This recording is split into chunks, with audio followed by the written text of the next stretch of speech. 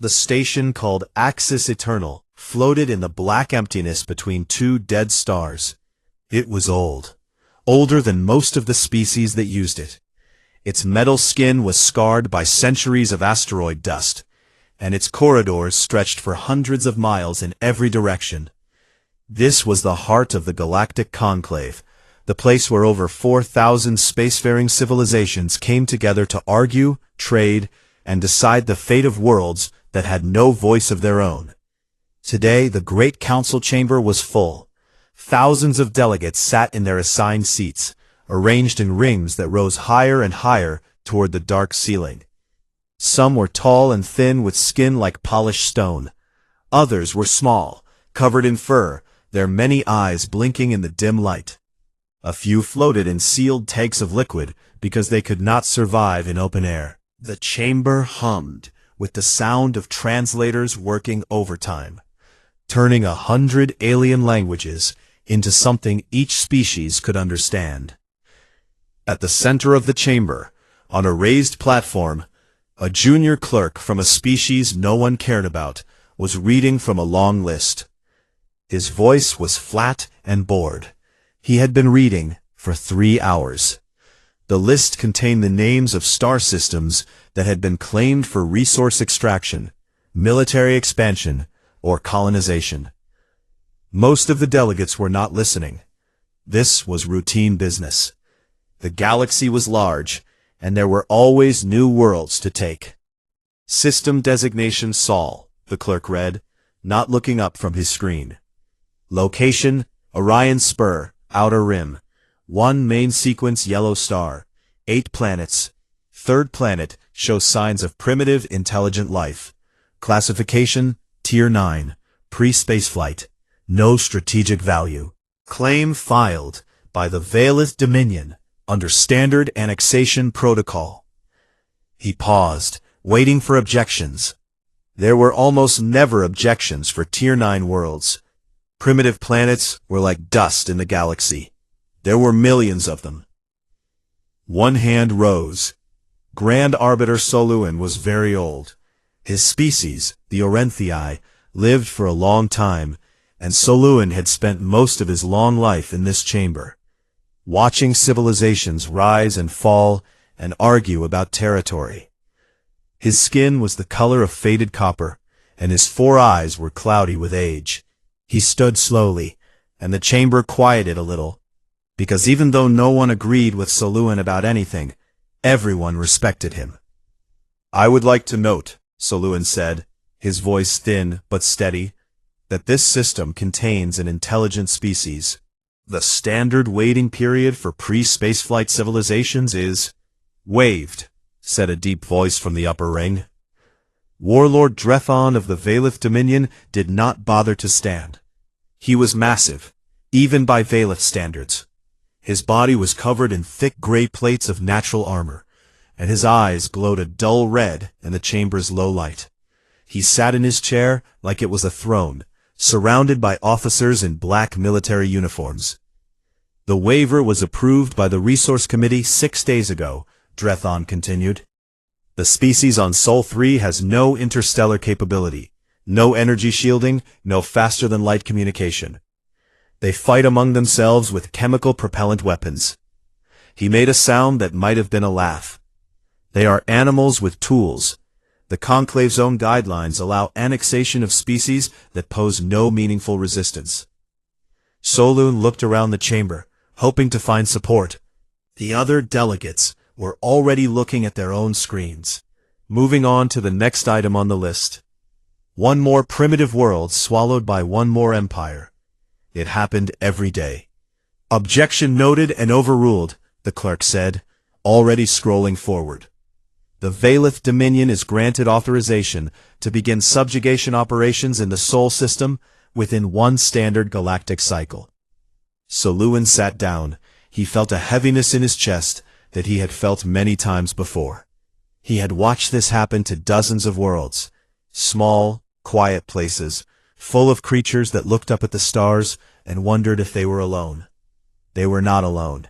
They just did not know that the answer to their question was worse than the silence. Drethon leaned over to his chief advisor. a thin Valith with a cybernetic eye. "How long?" he asked. "For full subjugation? 1 afternoon, perhaps 2.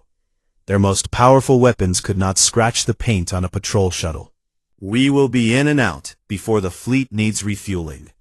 Drethon nodded, satisfied. He pulled up a holographic display of the target world. It was blue and green and white, wrapped in a thin layer of atmosphere. It looked fragile. It looked like it would break easily.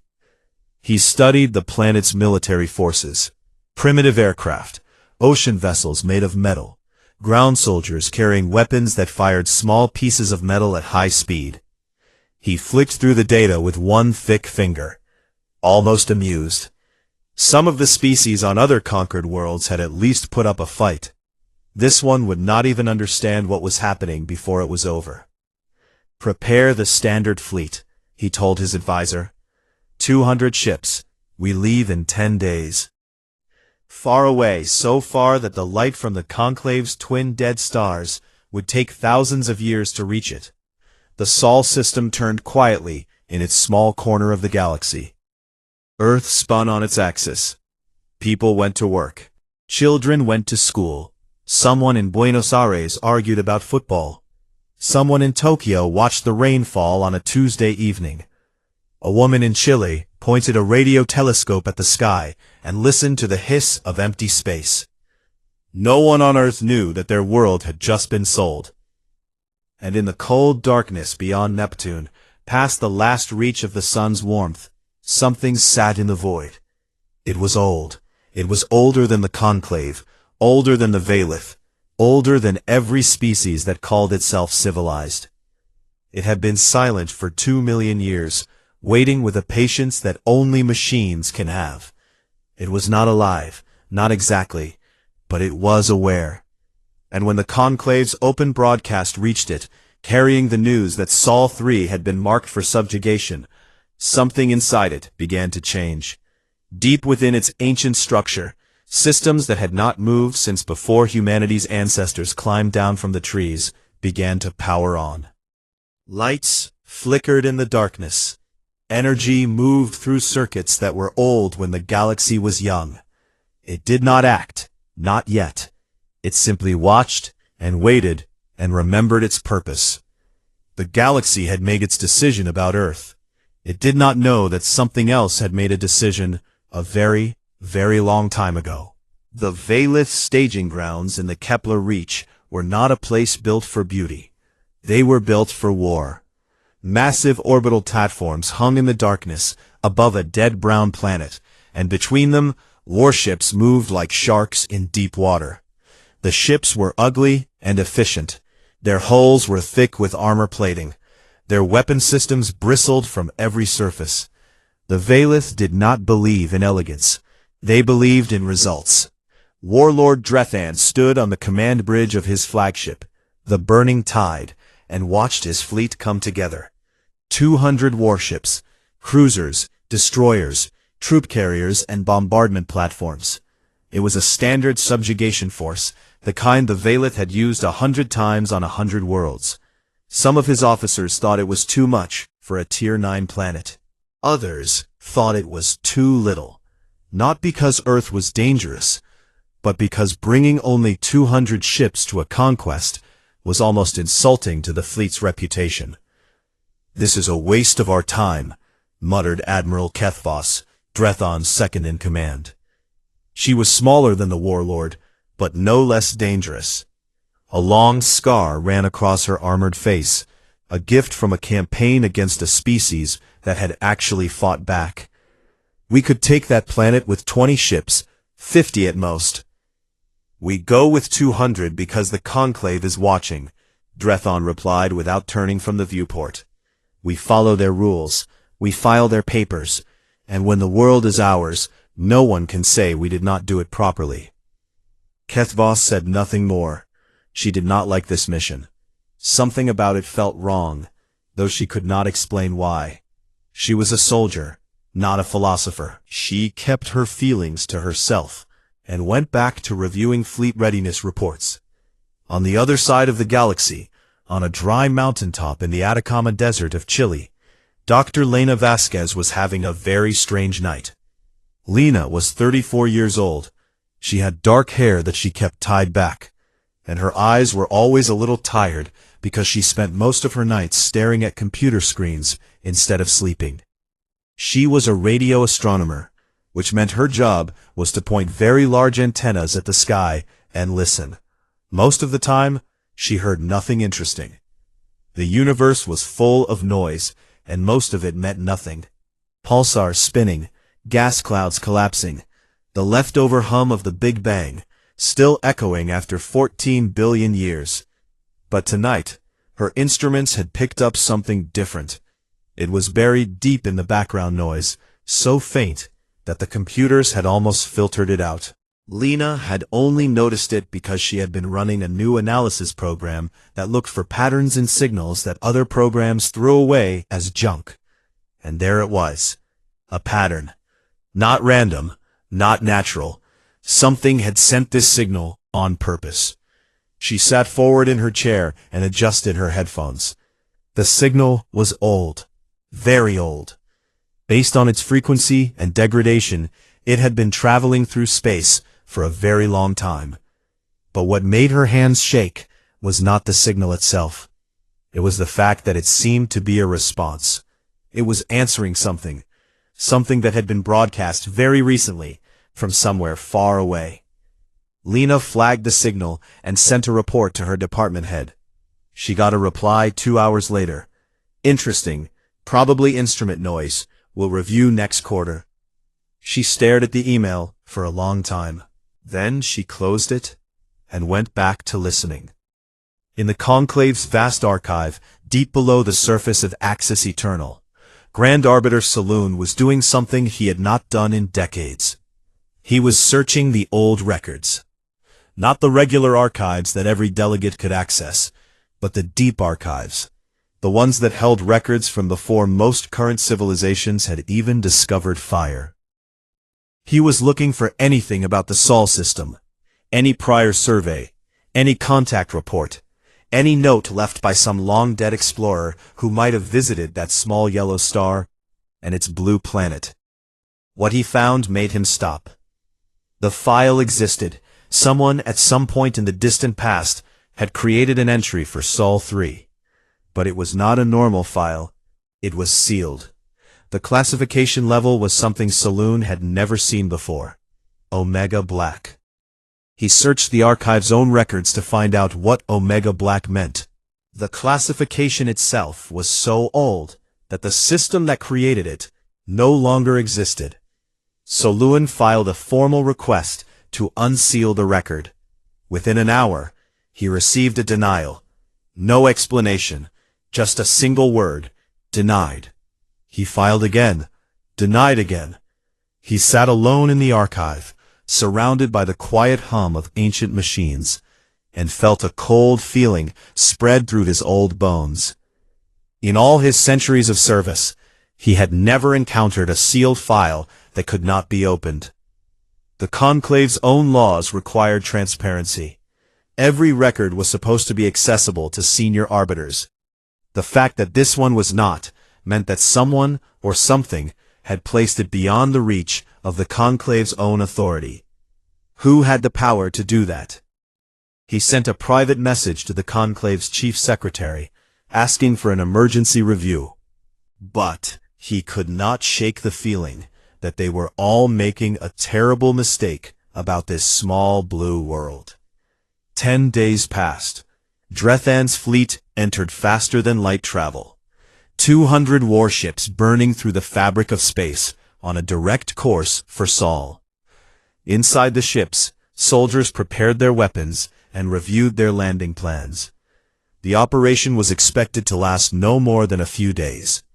Occupy the major population centers, disable any resistance, begin resource extraction.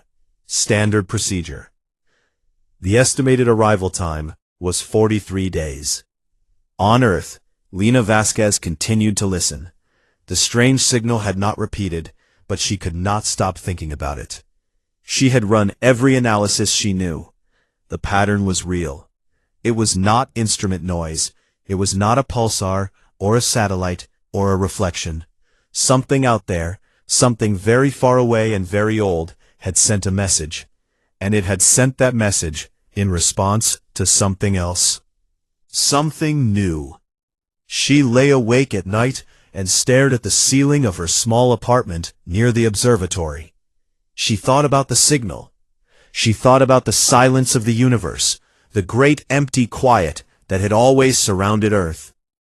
She had spent her whole career listening for proof that humanity was not alone. She was starting to wish she had not found it. And far beyond the edge of the solar system, past the frozen rocks and the thin wisps of ancient gas, the thing that had waited for 2 million years completed its activation sequence. Its systems were fully online now. Its sensors reached out across the void, touching the edges of the solar system, feeling the warmth of the sun, counting the planets, and noting the small blue one, third from the center. It had detected the fleet. 200 ships, still far away, but coming fast. It had a purpose. It had been given that purpose a very long time ago, by beings who were now gone. And that purpose was simple. Protect what grows here. The ancient machine aimed itself toward the center of the galaxy, toward the dense cluster of stars, where the Conclave and 10,000 civilizations made their home. It gathered energy. It opened communication channels that had been closed for longer than most stars had been burning. And it sent a message. Not a whisper, not a signal buried in noise. A shout. The kind of shout that the entire galaxy would hear. It arrived everywhere at the same time. That was the first impossible thing. Light itself took time to travel. A signal, sent from one end of the galaxy to the other, would take 100,000 years to arrive. The fastest communication technology known to any living species could send a message across a few thousand light-years in a matter of days. But this message did not follow those rules. It appeared on every communication system in the galaxy at the exact same moment. Every military channel, every civilian broadcast, every private frequency, every emergency band, every deep space relay, every personal device, on every ship, station, and planet in known space. That was the second impossible thing. No one had the technology to do this. Not the Valith with their war machines, not the Conclave with their vast network of relay stations, not even the oldest and most advanced species still alive. A simultaneous broadcast to the entire galaxy was not just difficult. It was supposed to be impossible. The laws of physics did not allow it. The message was short. It was translated into every known language in the galaxy, including 17 languages that had been dead for thousands of years. It read, Sol 3 is under protectorate designation. The indigenous species is claiming age. Any hostile action against the system or its inhabitants will be interpreted as a declaration of war against the architects. This is your only warning. There will not be a second. For exactly 4 seconds, the galaxy was silent. Then, everything fell apart. On Axis Eternal, the conclave chamber erupted into chaos. Delegates screamed. Some ran for the exits. Others sat frozen in their seats, their translators repeating the message over and over, because their brains refused to accept what they were hearing. The word architects hit the chamber like a bomb. Every spacefaring civilization knew about the architects. They were not a legend, exactly. They were more like a fact that no one wanted to think about. The evidence of their existence was everywhere. The hyperspace lanes that every ship used to travel faster than light had not been built by any living species. They had been found, already there, like roads left behind by someone who had moved away. The massive ring structures that orbited certain dead stars, structures so large they could be seen from other solar systems, had not been built by anyone alive. The relay network that connected the galaxy's communication systems was based on technology that no one fully understood. Technology that had been old when the first current civilization had learned to make fire. The architects had built the galaxy's infrastructure. Then, they had vanished. No one knew where they went. No one knew why they left. No one knew if they were dead or alive. They had been gone for so long that most species treated them the way humans treated ancient myths. Interesting, maybe even important, but not real in any way that mattered to daily life. Until now, on the bridge of the burning tide, the message played through every speaker at once. Drethon stood perfectly still as his officers turned to look at him. Their faces showed something he had never seen from Valith soldiers before: fear. "It is a trick," Drethon said. His voice was calm, but his hands had tightened into fists. "A transmission from a broken machine, nothing more." Admiral Kevvos stepped forward. Her scar looked pale against her suddenly gray skin. "Warlord, if there is even a small chance that this is real—" "It is not real," Drethon cut her off. "The architects are gone. They have been gone for 2 million years. Dead species do not send messages. We continue on course." Kethvos opened her mouth to argue, then closed it. She had served under Drethon for 20 years. She knew when he could be moved and when he could not. Right now, his pride was a wall that nothing could pass through. She returned to her station and began quietly reviewing the fleet's retreat protocols, just in case. Back at the Conclave, panic had given way to frantic activity. Emergency sessions were called. Scientists were pulled from their labs. Military leaders were summoned from their posts. The message was analyzed, dissected, and examined from every possible angle. The conclusion was always the same. The technology used to send it was beyond anything any living species could produce. It matched the theoretical signatures of architect-era equipment. It was either genuine, or it was the most sophisticated forgery in the history of the galaxy. No one wanted to bet on forgery. Species began to evacuate their systems near Sol. Trade routes that passed through the Orion Spur were shut down overnight. Military fleets that had been positioned near that region of space pulled back so fast that they left supply lines behind. The message had not just scared the galaxy, it had broken something. The comfortable belief that the architects were gone, that the galaxy belonged to the species living in it now, that the old builders would never come back. All of that was gone in 4 seconds. In the deep archive beneath Axis Eternal, Grand Arbiter Soloon was finally getting his wish. The emergency had done what his formal requests could not. The Conclave's chief secretary had personally authorized the unsealing of the Sol 3 file under crisis protocols. Soloon stood in front of the ancient terminal and watched the file open. It contained a single entry, a single line of text, written in a script that the translation systems barely recognized as architect language. It was dated. The date, when converted to standard galactic time, corresponded to approximately 2 million years ago. The line read, "Seed planet. Do not disturb. They are not ready yet." Soloon read it 3 times. Then he sat down heavily on the cold floor of the archive. His old heart was beating too fast. Seed planet. The architects had claimed Earth 2 million years ago, before humans existed, before humans' ancestors existed.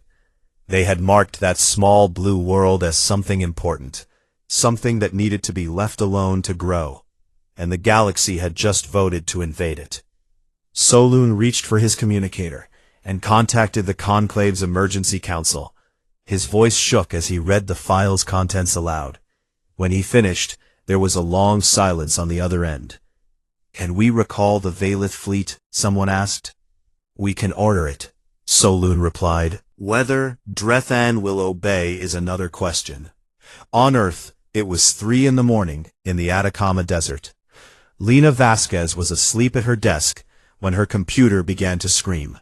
Every alarm she had set up was going off at once. She jolted awake, knocking over a cold cup of coffee, and stared at her screen. The signal was back, but it was not faint this time. It was strong, impossibly strong. It was broadcasting on frequencies that her equipment was not even designed to detect. And yet there it was, clear as a bell, pouring through every receiver in the observatory. Her hands moved automatically, running analysis programs, recording data, trying to make sense of what she was seeing. The signal had structure, it had layers, and buried in those layers, she found something that made her blood run cold. Language.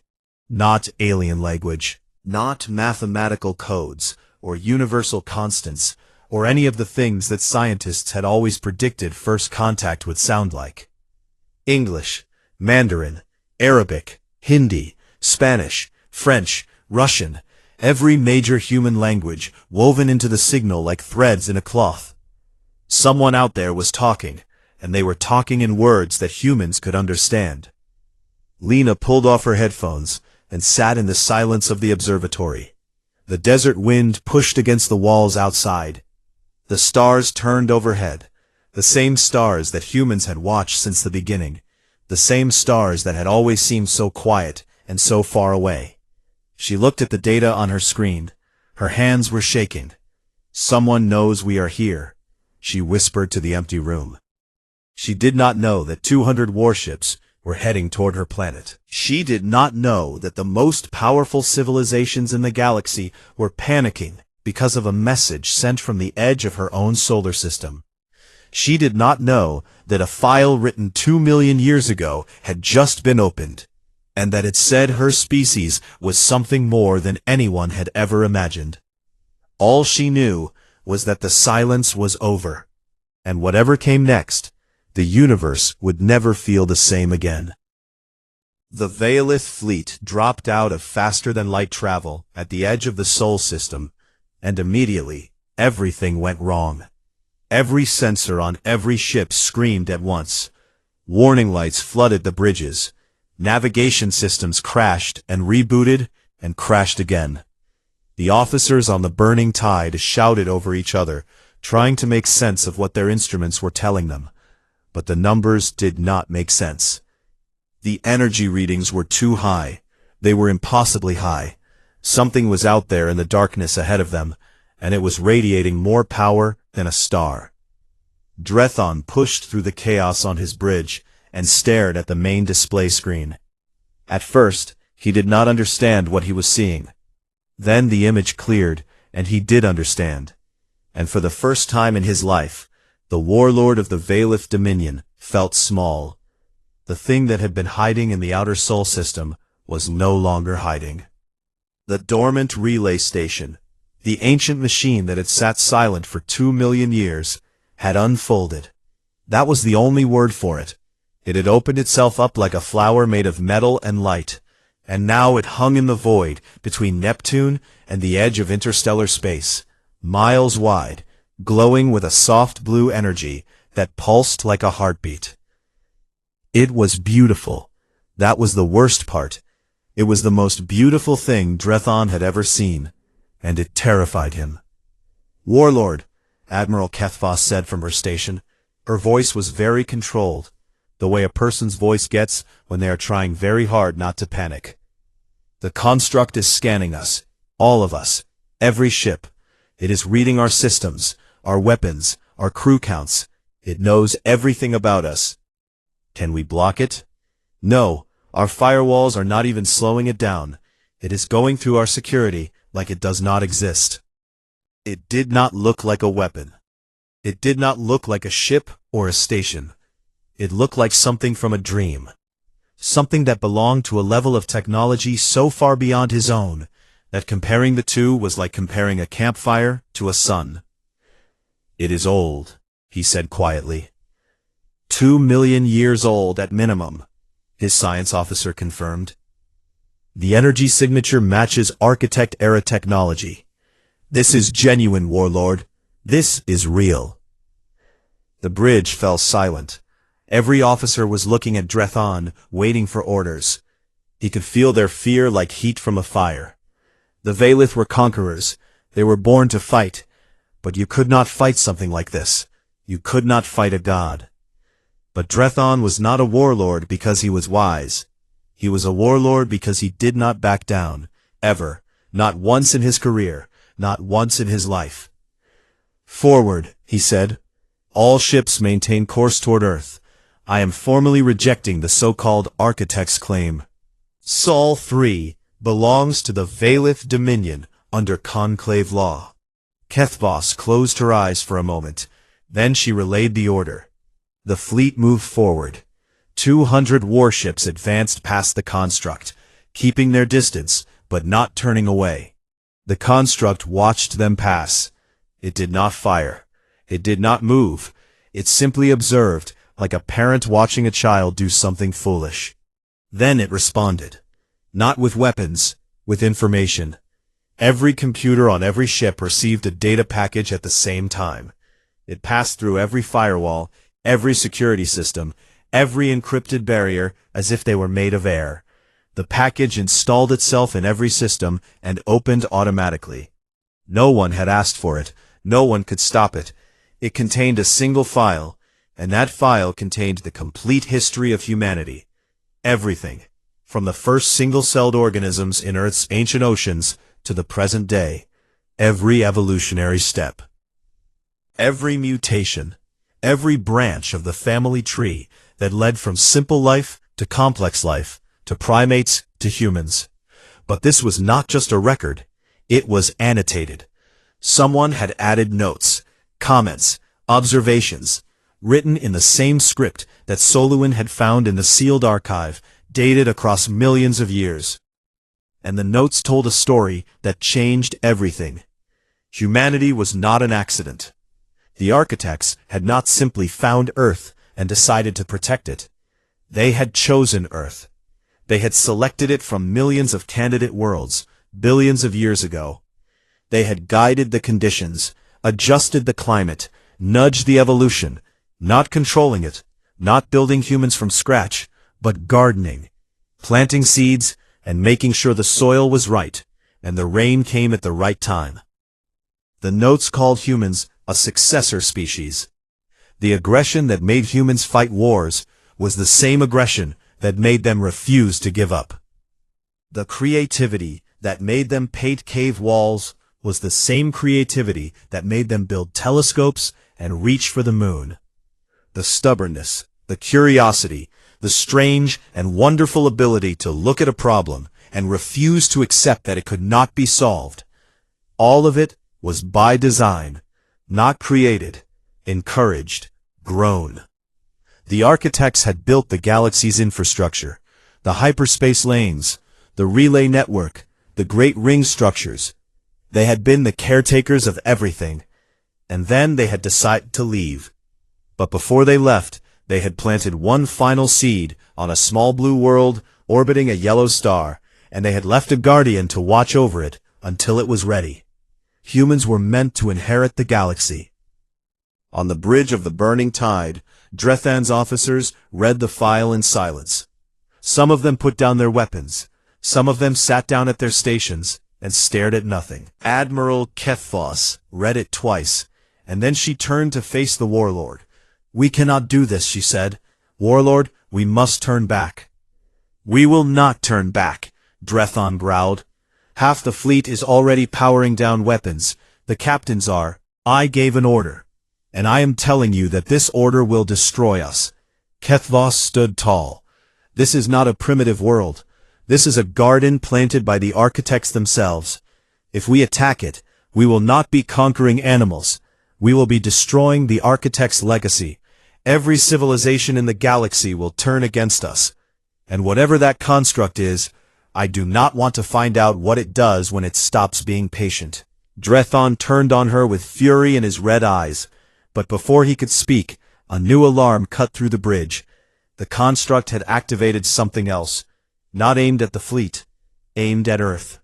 A pulse of energy that passed through the fleet like a warm wind and continued onward, falling toward the blue planet below.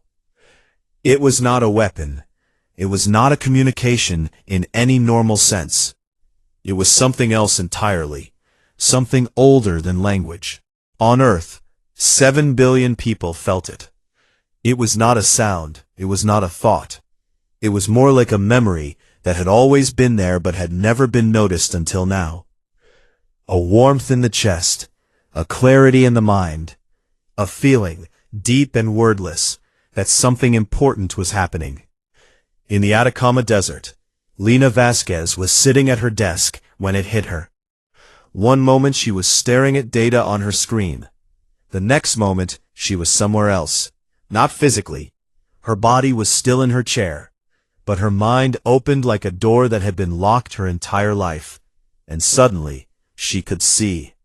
She could see the fleet, 200 ships, hanging in the darkness, beyond the moon. She could see the construct, glowing blue, ancient and patient. She could see the galaxy spread out like a map made of light. And she could feel, with a certainty that went deeper than thought, that she was connected to all of it. That every human on Earth was connected to all of it. That they had always been connected, and they had simply never known. She fell out of her chair and hit the floor. When she opened her eyes, she was crying, and she did not know why. On the burning tide, the science officer looked up from his instruments with a face that had gone completely pale. "Warlord," he said, "I am detecting an energy reading from the planet's surface." "What kind of energy?" "I do not know. It is not coming from any technology. It is coming from the biosphere, from the life on the planet." He swallowed hard. 7 billion individual sources, and they are all resonating at the same frequency. Drethon stared at the blue dot on his screen, a world he had called an afternoon's work, a planet full of animals with tools. He was beginning to understand that he had made a very serious mistake. Drethon gave the order to fire. He did it because he did not know what else to do. He was a warlord.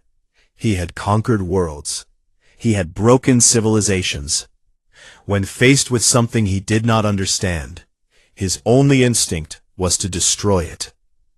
So he stood on the bridge of the burning tide and gave the command, and the ships that still followed him obeyed. 112 warships opened fire. Orbital bombardment cannons, plasma lances that could melt through a mountain in seconds, kinetic impactors moving at a fraction of the speed of light. Everything the Valith had, every weapon designed to crack open a planet's defenses, was aimed at the ancient construct and at the small blue world behind it. The bombardment lasted 9 seconds. Nothing arrived. The munitions did not explode. They did not bounce off a shield. They did not get intercepted by defensive fire. At exactly 1,000 kilometers from Earth, every projectile, every beam of plasma, every kinetic round quietly came apart at the molecular level and dissolved into nothing, like snowflakes falling into warm water, like they had never been fired at all. The bridge of the burning tide was silent. Officers stared at their screens, watching their most powerful weapons vanish without a sound. One of the younger officers began to pray. No one told him to stop. "Fire again," Drethon said. No one moved.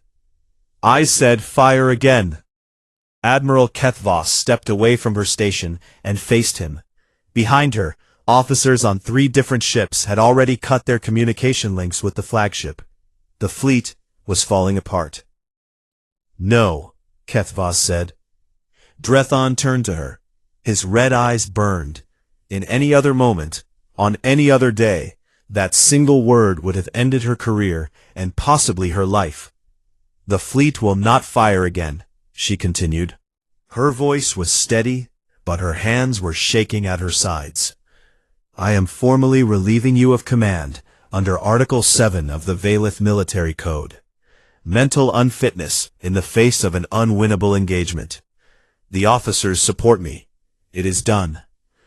Drethon looked past her at the bridge crew. Every single one of them was looking away. Not in shame, in something worse. They felt sorry for him. A warlord, pitied by his own soldiers. It was the most terrible thing he had ever experienced. He said nothing. He turned back to the viewport and stared at Earth. And then the construct spoke. Its voice came through every speaker on every ship, and this time it was different. The first message, the one that had shaken the galaxy, had been cold and mechanical, a warning delivered by a machine following its programming. But this voice was warm. Old beyond measure, but gentle like a grandparent telling a story they had waited a very long time to tell. "My builders are gone," the construct said. "They left this place a very long time ago. I do not know where they went. I do not know if they still exist somewhere in the spaces between the stars. I only know that before they left, they gave me a purpose. Watch over this world, protect what grows here, and when the time comes, let them know what they are." The voice paused. On the burning tide, Drethon listened despite himself. "The time has come. My purpose is fulfilled. What happens next does not belong to me. It belongs to them." The construct's blue light pulsed once, softly, like a sigh. And then, across the galaxy, every species that was listening understood what this meant. The architects were not coming back. They were not hiding behind the scenes, waiting to punish anyone who stepped out of line. They were gone. The construct was the last piece of them. A final letter left on the table before they walked out the door. And now that letter had been read. On Earth, Lena Vasquez stood up from the floor of her observatory. Her legs were unsteady. Her face was wet with tears she did not remember crying. But her mind was clear. Clearer than it had ever been. She could feel the connection that the construct's signal had opened. The thread that linked her to every other human on the planet, and through the ancient relay network to the galaxy beyond. She sat down at her console. Her hands moved over the keyboard with a certainty she did not question. She was typing equations she had never learned, opening communication frequencies she had never known existed. The knowledge was there, unlocked, like a book she had always owned but never opened. She was not the only one. Across the world, people were waking up to the same clarity. A teacher in Seoul, a farmer in Nigeria, a teenager in Brazil, an old man in a hospital bed in London. 7 billion people, each one feeling the same quiet understanding settle into their minds. Not a transformation, not a superpower, just a knowing. A sense of where they fit in a universe that had always seemed too large and too quiet. Lena opened a communication channel. She broadcast on the frequencies the construct had shown her. The old frequencies, the ones that reached across the relay network to every corner of the galaxy. She did not plan what she was going to say. She just spoke. "We did not know you were out there," she said. Her voice shook at first, then steadied. "We did not know what we were, but we are awake now, and we would very much like to talk, all of us, to all of you. No one needs to fire. No one needs to conquer. There is enough room." The message traveled at the speed of the architect's network, which meant it arrived everywhere at once. 4,000 civilizations heard it. Billions of beings, on millions of worlds, listened to a woman from a small desert on a small planet say the simplest thing anyone had ever said to the galaxy. "Hello. Let us talk." On Axis Eternal, Grand Arbiter Saloon sat in his chair in the now empty council chamber, and listened to the message play through the room speakers. He was alone. The other delegates had fled to their embassies to argue and panic and send frantic messages home. But Saloon stayed. He sat in his seat and listened to the human woman's voice, and he felt something he had not felt in a very long time. Hope. Small and fragile, and probably foolish, but real. He had spent centuries watching the Conclave authorize the destruction of primitive worlds. He had filed objections that no one listened to. He had watched species be erased from existence because they had the bad luck of living on a planet that someone else wanted. And now, the very first thing that humanity did when it woke up and found itself surrounded by a galaxy full of conquerors was ask to talk. Not threaten, not demand, not flex the power that the architects had clearly built into their very biology. They asked to talk. Soluin wiped his cloudy eyes with one thin hand and whispered to the empty chamber. Maybe this time will be different. On the burning tide, Drethon stood at the viewport and looked at Earth. The construct's blue light was fading. Its purpose was done. Soon it would be dark again, just another piece of ancient metal floating in the void, and Earth would be on its own. No guardian, no cosmic protector, just a planet full of beings who had just learned they were not alone. He thought about what the human woman had said. There is enough room. What a strange idea. The Valith had never believed that. Their entire civilization was built on the principle that the strong took from the weak, that the galaxy was a competition, and the winners were the ones with the biggest guns. And now a species that should have been nothing, a species he had planned to crush in an afternoon, was standing in front of the entire galaxy and saying, "There is enough room for everyone." He did not know if they were right. He did not know if the galaxy could change. He had spent his whole life believing that it could not. But he powered down his weapons. He turned the burning tide around, and he went home. 1 year later, Earth's first ambassador arrived at Axis Eternal. She came on a ship that was half human engineering and half borrowed alien technology, a strange and imperfect thing that looked like it had been built in a hurry by people who were learning as they went. Humanity did not have warp drives or energy shields, or any of the tools that other species took for granted. They were learning. They were always learning. The ambassador was Dr. Lena Vasquez. She wore a simple dark suit. Her hair was tied back. She looked tired, because she had barely slept in a year. She had gone from being a radio astronomer who listened to static to being the voice of a species, and the change had not been easy. She was not a politician. She was not a general. She was a scientist who had heard something in the noise and had been brave enough to answer. The conclave chamber was full, for the first time since the panic. 4,000 delegations watched as Lena walked to the central podium. The room was so quiet that she could hear her own heartbeat. She looked up at the rings of alien faces. Some looked curious. Some looked afraid. Some looked hostile. One looked hopeful. She found Soluin's face in the crowd, the old copper-skinned arbiter who had tried to save her planet before he even knew what it was. He gave her a small nod. Lena cleared her throat. She had a prepared speech. She had spent weeks writing it, revising it, arguing about it with diplomats and politicians back on Earth. But standing here looking out at the galaxy, she folded the speech and put it in her pocket. "Hello," she said. "We have so much to learn from each other." That was it. That was all she said, and it was enough. In the outer reaches of the Sol system, the architect's construct floated in the dark. Its lights were off. Its systems were shutting down one by one, each ancient circuit closing for the last time. It had waited 2 million years for this moment, and now the moment had passed, and its job was done. The last light inside it flickered once and went out.